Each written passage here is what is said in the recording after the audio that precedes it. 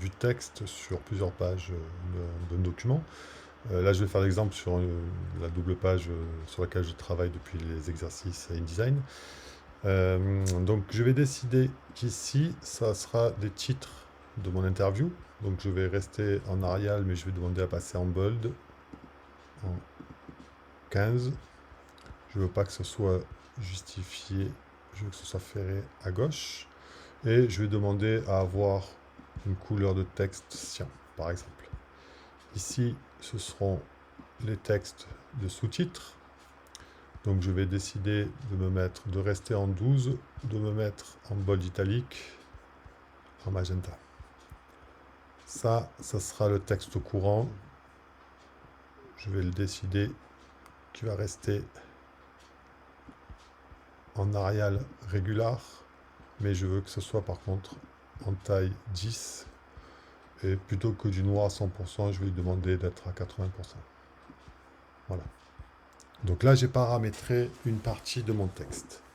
Plutôt que, là, je vais avoir un deuxième titre qui va arriver. Je vais déjà le mettre à la ligne pour que ce soit plus lisible.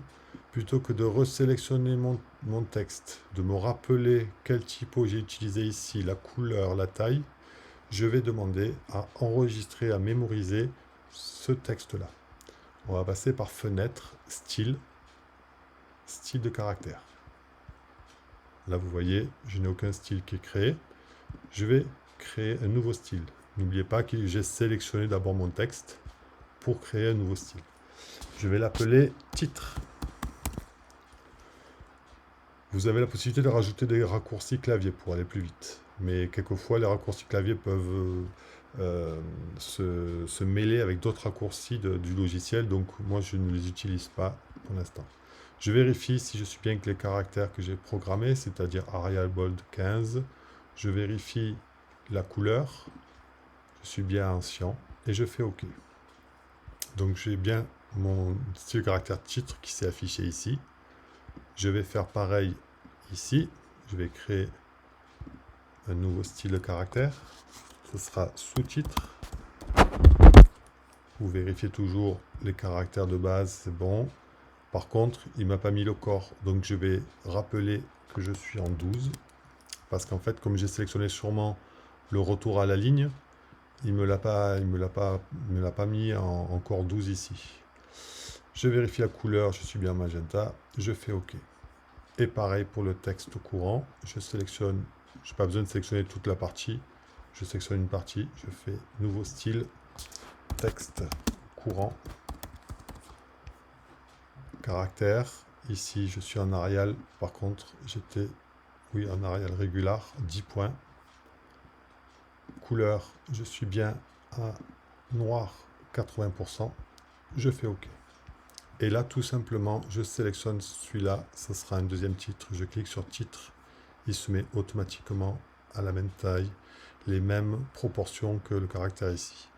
Ici, ce sera le sous-titre, sous-titre. Et là, ce sera du texte courant jusqu'ici, texte courant. Et vous voyez, il y a une rapidité d'exécution. Ça prend du temps au début lorsque vous créez votre document. Ça prend du temps parce qu'il faut tout programmer, mais une fois que c'est fait, surtout lorsque vous travaillez sur un magazine ou sur plusieurs pages d'un catalogue, les feuilles de style sont obligatoires. Surtout si jamais, par exemple, votre client, vous lui envoyez cette première maquette, il vous dit « Ouais, mais moi, je ne suis pas fan du magenta et tout ».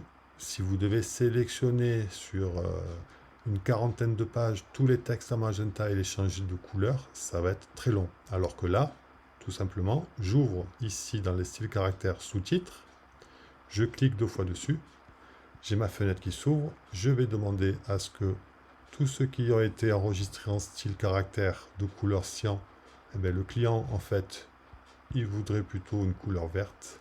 Je fais OK. Et là, j'ai tout ce qui est en texte tout courant est passé en vert. Là, ici, j'avais mémorisé tout à l'heure en texte courant, mais il ne l'a pas mémorisé lui. Donc, sous-titre, là je repasse bien ici. Ici, je suis titre. Si je change, non, j'ai pas appelé Siri, merci. Si je change pareil pour le bleu, pour le titre, je clique 2 fois ici, couleur de caractère, je passe en rouge, je fais OK, et bien là je vais passer en rouge, mais ici aussi. Voilà. Pareil, si je change le texte courant, je clique 2 fois dessus, couleur de caractère, je vais repasser en noir 100%, et là je passe en noir 100%. Ici c'est pas passé parce que je l'avais mémorisé, mais il ne l'a pas pris en tant que texte courant. Là je repasse bien en noir.